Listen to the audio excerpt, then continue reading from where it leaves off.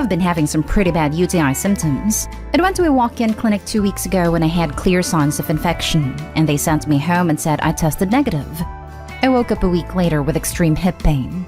I spent all day on a heating pad and crying. 2 more days passed, and then I woke up with the worst abdominal pain I've ever had. I began screaming and called my mom. She says to wake up my boyfriend and tell him to take me to the nearby hospital, 7 minutes, that is small, or one that's 35 minutes away that would properly handle what was going on. I wake him up and he says to just sleep it off. At this point, I'm in tears. He says no and alludes that I'm overreacting, which I've been known to do, and it's probably nothing because I tested negative. I feel as if I've been stabbed, and this is not the type of pain I can wait out. I even compare how I'm feeling to a possible bladder rupture because of how awful I felt. Finally, he agrees to take me, but only if I let him sleep for 2 more hours. I understand that if it was some ungodly time, but it was currently 11:30 a.m. and I went to bed at 3 a.m. after playing video games. I explained that I can't wait that long and have no one else home to drive me. He turns over and lays back down. An hour goes by of the worst pain of my life, and I decide I will just try to suck it up and drive myself to the nearby ER. I woke him up one more time, and I explained that I cannot wait any longer. I need to go now because something is wrong. He snaps and says give him 1 more hour, then lays back down.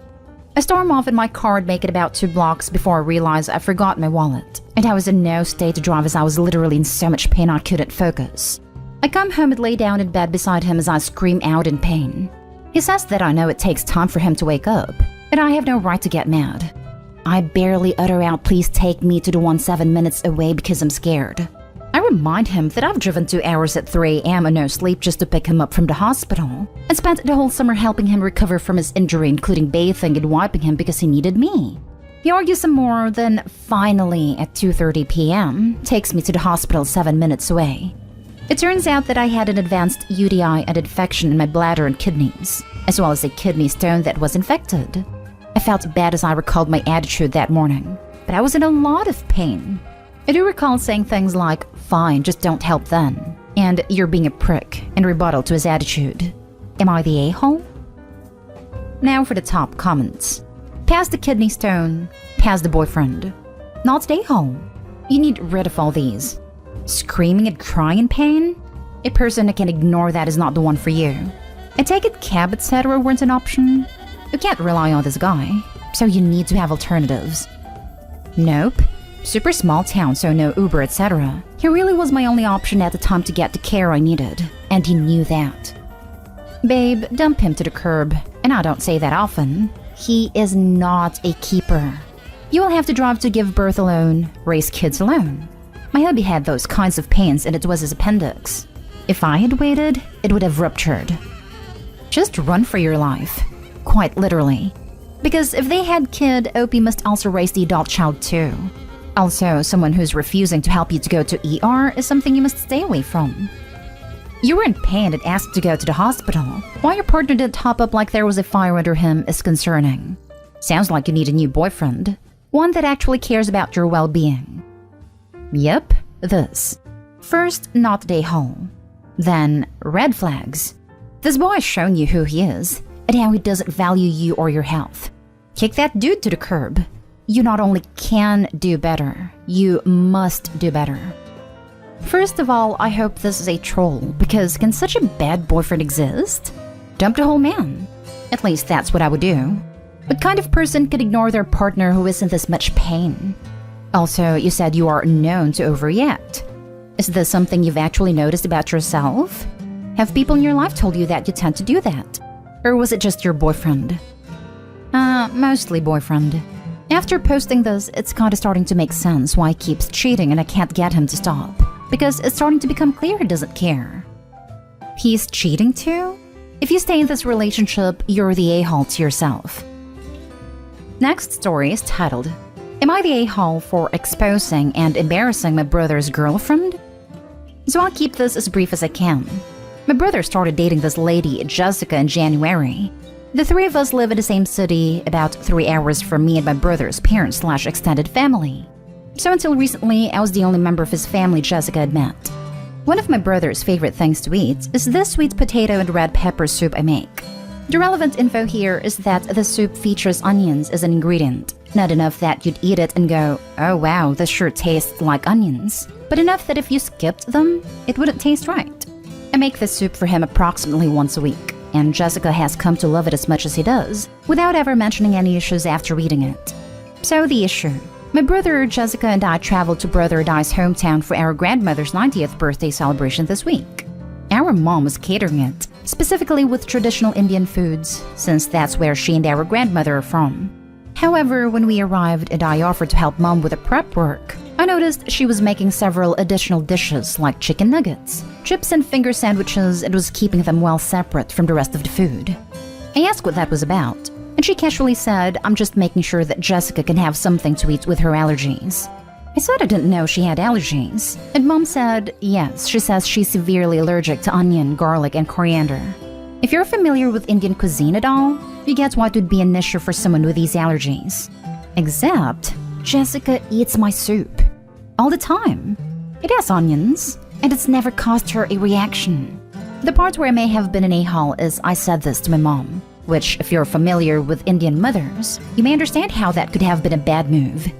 She didn't kick off or act aggressive, but she did confront Jessica about lying and ask if there was something wrong with her cooking. Jessica just got kind of red and stammer, and eventually admitted that she just doesn't like all that curry stuff, but thought saying she was allergic would be less awkward. Mom got pissed off because she'd taken such efforts to keep everything separate and whatever to avoid cross-contamination. Jessica got mad because mom was mad, and my brother got mad at me for saying anything in the first place. Everything got rather awkward, and Jessica ended up not even coming to the party. They now haven't spoken to me all week, except for my brother telling me I'm a gossipy a-hole, and that I shouldn't have said anything, which, yeah, I kind of get. Was I an a-hole? I didn't intend to cause drama. It was kinda just a surprised, oh that's weird, my soup with onions in doesn't make her ill. I feel bad for ruining her first impression with our family and embarrassing her. You didn't expose her maliciously, you were simply caught in her lie. Nothing would have happened if Jessica hadn't lied to start with. Faking allergies to force people to cater to your needs is very disrespectful. I understand that Jessica's mad at you because now, she won't get any respect from the side of the family and will always be seen as the liar. But it's all on her. She played a stupid game, she won a stupid prize. Faking allergies to force people to cater to your needs is very disrespectful. And it makes things so difficult for people who do have them. My best friend is allergic to garlic, hot peppers, strawberries, basil, rice, all sorts of weird stuff. When people fake allergies and get caught at it, it makes the lives of people like my friend more dangerous. Yep, I have major and weird food allergies. The number of times people have decided that because Joe Blow is faking, I must be too, have been insane. So do I. I'm allergic to nightshade. I had a waitress hide a small piece of tomato in my food once. It sent me into anaphylaxis in front of my small children. Jessica lied to your mom to avoid all that curry stuff. Brother blamed you for gossiping? You answered your mom's honest conversation about how she was trying to do the right kind of cooking for Jessica. Your mom sounds great. Poor woman to have Jessica for a possible future daughter-in-law. Yeah, mom's awesome. That's part of the reason this is so annoying. If Jessica just said, hey, I don't care for Indian food, mom would still have made her something else. She just wouldn't have had to go to the effort of preparing separate sanitized work surfaces and what have you. She could have just wiped things down as normal between prep. I'm glad you recognize how awesome your mom is. I would give my non-existent left nut for an in-law who would go that far to accommodate our food allergies. Next story. Why 53 female is not okay with me, 55 male, paying for part of my ex-wife's 55 female daughter's 27 female wedding. My ex-wife and I were high school sweethearts and married as soon as we graduated. We stayed together for 5 years and had a daughter. We'll call her Kara. The relationship wasn't working, so we split, and my ex came out as a lesbian. My ex later had another daughter, Hannah, via donor, and I ended up becoming a father to Hannah. My ex didn't ask me to. We were on very friendly terms and already co-parenting Kara, so it came naturally. I met my now wife 3 years later, and she was very understanding of the situation and took the role of stepmother to both kids. We also have a son. Hannah's getting married next year, and my ex and her partner and I will all be paying for the wedding. We talked about this before, including my wife, and everyone was fine with it. But now my wife tells me she doesn't like the idea of me paying for the wedding of a child who isn't really mine. She thinks that the money should go towards our son's education instead. I already saved some money for our son that should cover him for a couple of semesters. He can always work part-time or apply for financial aid as well. Still, my wife is upset and thinks I've taken care of her enough, and it's time to basically exit her life. I'm shocked because she seemed to absolutely adore Hannah, but I guess she never really considered her family. She made it known that she wouldn't care if it was Kara because she's my actual blood daughter. But I consider Hannah my daughter, and my ex's partner has also been a parent to Kara, including financially despite no relation, so it isn't one-sided. Edit. I'm putting in $1,200, and so is my ex and her partner. The money is coming from my separate account. Any other expenses will be covered by Hannah and her fiancé. They aren't having anything extravagant, but I have way more saved for my son. If him or Kara gets married, I will put in for them too. Now for the comments. All of this over $1,200? I thought it was like $25,000 since she wanted you to use it for your son's education. Just give the money and move on. Using it for their son's education was really just a lame excuse. She just doesn't want her husband to pay anything because she isn't blood. Opie's wife sounds awful. Agreed. He sounds like a wonderful man being there for his kids, and a wife sounds bitter and hateful. Blood makes you related. Loyalty makes you family. Hey Opie, it's $1,200 and your daughter's big day. I'd say pay for it out of your personal account. I'm so glad for the sanity check, because the comment section looked very different an hour ago, and I wondered if I was legit going crazy. He had an established relationship with Hannah before he met his wife. She knew I parented her and considered her his. She agreed to marry him knowing this. She co-parented Hannah. Here's the deal. Hannah is your daughter. Blood doesn't mean much. Being present and involved does. This was established before you were even married. Therefore, helping with her wedding is not only acceptable, but absolutely appropriate as you are her father. I adopted my daughter and have 2 boys of my own, and I love her as much as my boys. Well, probably more because daughters always hold a special place in a father's heart. I think you need to have a candid talk with your wife about this, and how important it is for you. Now for the last story. I feel like my female friends are hitting on my boyfriend, and I don't know how to address it. My boyfriend, 31 male, and I, 24 female, live together, and for the last 7 months have also worked in the same place of employment. We don't work closely, but other employees are aware we are dating because we arrive and leave together, and typically take lunch breaks together. For background information, I am very introverted. I find it incredibly difficult to make friends. I haven't had any friends for a few years now, especially with COVID. Recently, 2 girls with whom I frequently work with started chatting with me from time to time. I don't know their ages, but I think they're closer to my boyfriend's age than mine. They asked the other day if I wanted to hang out with them, and I was so excited. They suggested a movie night, and I offered to host but explained that my boyfriend would be home. They said this was fine, and we set a time and date. They are currently still over, and we're watching a movie. I bought wine and made a few baked goods and also bought some chips. I just wanted to have a good time. When they arrived, they were friendly, but when my boyfriend came to watch the movie with us, they started to ignore me. The girl beside me sneezed and accidentally spilled her wine in my lap. She apologized, but it did feel intentional. I left it off and went to get changed. When I came back, both girls had moved to the same couch as my boyfriend. One was whispering something to him and the other was touching his arm, acting afraid. We were watching a scary movie.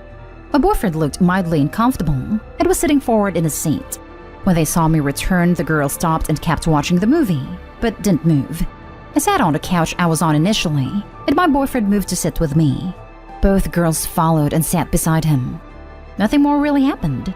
The movie's almost over, but they've asked to sleep over. They've both had wine, and I don't want to force them to leave if they're intoxicated, but everything that happened made me so uncomfortable. I thought they just wanted to be my friends, but now I don't know. Am I being oversensitive? I don't even know anymore. No, you're not. That is super inappropriate. I would ask them to leave. It's 2021, they can call an Uber. I would talk to your boyfriend too. He clearly wasn't okay with it, but just to be on the same page.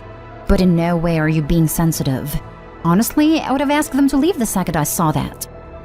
Just the fact that they changed seats twice to be close to him? Super prick move. I wonder if them suddenly wanting to hang out with Opie coincided with them seeing her boyfriend for the first time. I wouldn't be shocked. I actually had the same thought after reading a few comments saying Opie is basically crazy, that no one acts like this. I, for one, am not shocked women and men alike have no respect anymore, and a lot of young women take pride in getting a taken man. Yeah, I mean, it's a challenge. Any girl can get a single guy these days if they know what they're doing. A taken guy, however, is more of a challenge because they aren't just gonna throw themselves at you. My boyfriend looked mildly uncomfortable and was sitting forward in his seat. My boyfriend moved to sit with me. He is a proper fella. Good for him. I don't want to force them to leave. Time to put on your big girl pants. You did invite them to a sleepover. If you let them walk over you on this, they're just going to amp up their attempts at your boyfriend. You'd expect him to handle it where it's his friends behaving this way to you. Put your foot down. Then apologize to him, tell him you love him and you won't put him in that position again. Trust me, that's going to make him love and respect you even more. You're definitely not being oversensitive whatsoever. I would be 100% uncomfortable myself, and the fact that your boyfriend was uncomfortable too shows that this isn't just nothing. I would personally speak to them and say that what they did made both of you feel uncomfortable, and that type of behavior cannot continue if they want their friendship with you to continue also. If they get upset and blame you in any way, take that as a response and don't entertain them anymore. If they don't say anything, take that as a response also and don't entertain them. Hopefully they'll understand your boundaries, but if not, it's not the end of the world. I don't have many friends myself. It is important to remember that your self-worth doesn't reflect on how many friends you have. As long as you enjoy your own company, that's all that matters.